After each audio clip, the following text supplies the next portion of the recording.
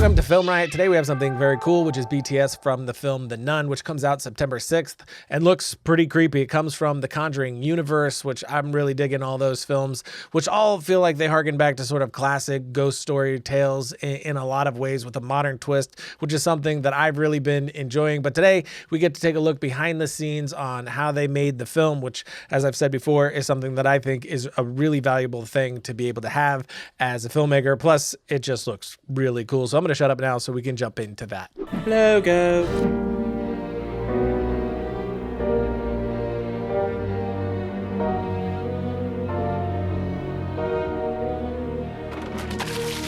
And out of the ground, the Lord God formed every beast of the field. The Nun is a story in which we investigate the origins of this demonic entity that will eventually be responsible for haunting the Warrens and entering into their lives and you know, ending up in The Conjuring too. If the audience is watching it is open to a new type of Conjuring universe movie, they will go on a journey with the characters and hopefully be drawn into this story, this investigation that gets progressively more and more intense and more scary, and also ties in with the Conjuring universe. But hopefully, you know, I wanted to make something fresh and original and unexpected, so that, like good horror, you don't know what's about to happen around the next corner.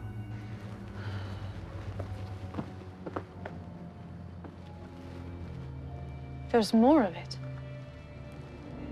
Another puzzle. Father, is this our answer to whether the grounds are still home?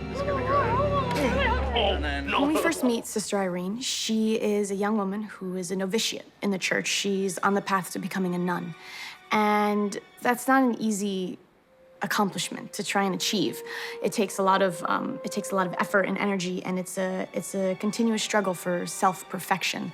So there's this young woman who doesn't think she's perfect on a journey to reach a place where she is supposed to be perfect. The Nun, for me, has a very different look to the whole film, and even down to the medieval sort of horror setting in Eastern European during the 1950s. And so not only does it take place in a creepy abbey convent, you know, in Eastern Europe, but also the time period on that. And so I don't think I've seen like a mainstream medieval horror, and I don't know why. That is so exciting. It's almost like classic Italian horror film that I haven't seen in a long time.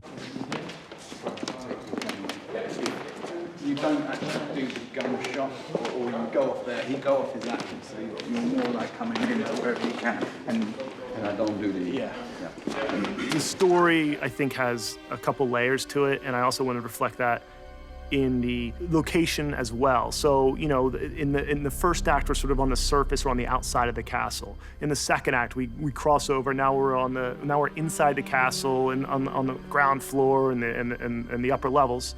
And then in the third act, we start to go deeper into the castle and underneath it as we start to get into the real grit and grime of not just the story, but also the castle. So those are the things I was sort of thinking about when I sort of plotted out and structured the movie. Action.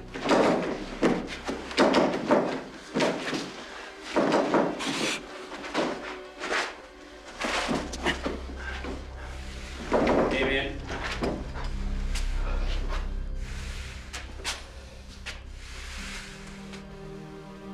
I use CG when necessary, but I'm a fan of trying to do things for real as much as possible in camera.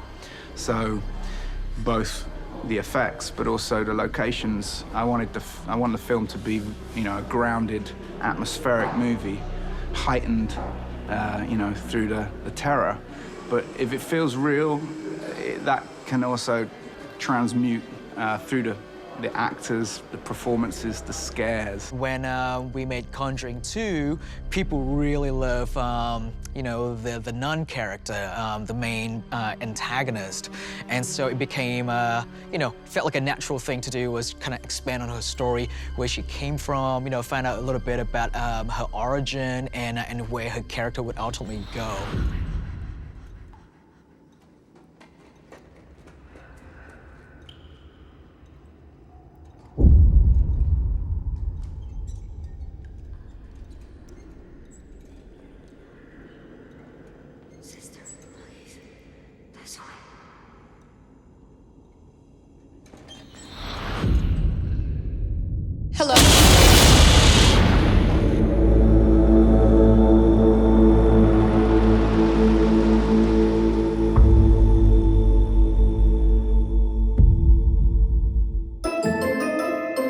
Domain.com is all your website needs, including .com and .net domain names and intuitive website builders to help you start creating an identity online. They're affordable, reliable, and have all the tools you need to get that website started so you can share your ideas with the world. And no domain extension is going to help you tell your story like a .com or .net domain name. And if you want to brand yourself online, Domain.com has over 300 domain name extensions to help fit your need from .club to .space. And of course, they're giving you 15% off their already affordable prices when you get domain names, web hosting, or email. Just use the coupon code FilmRiot at Domain.com's checkout. And when you think domain names, think Domain.com.